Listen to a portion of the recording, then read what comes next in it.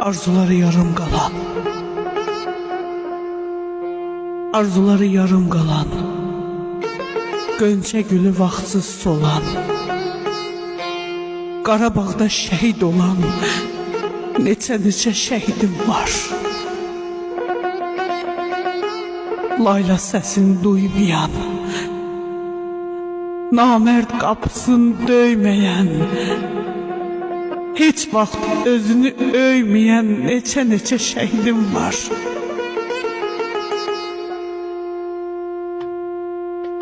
Bacılarına ağlar qoyan,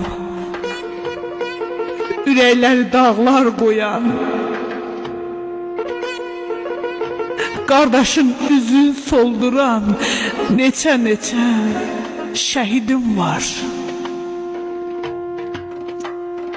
Düşmənlərin oyunun pozan, mənfurlara qəbir qazan, qanlarıyla tarix yazan neçə şəhidim var. Namərdin qəlbini sökən, Qarabağda bayraq dikən, ata ana qəddim bükən neçə şəhidim var. Bəli libasın geyməyən, toy çadırına girməyən, övladın üzün görməyən neçə şəhidim var. Tikəsi dağlarda qalan, xınası islahda qalan, öz evində qonaq olan neçə şəhidim var. Heç nişanəsi qalmayan, əlin xınası solmayan, övlad sədasını duymayan neçə şəhidim var. İçib şəhadət şərbətin,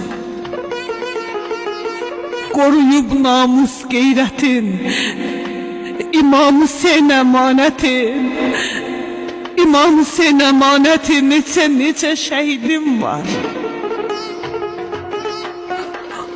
O məqama olub mehman, düşünmədən veribdi can. Qalx ayağa, qalx ayağa Azərbaycan.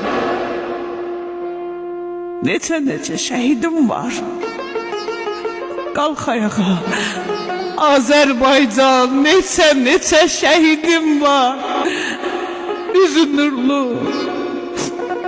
nurlu şəhidim var. Şəhidim var.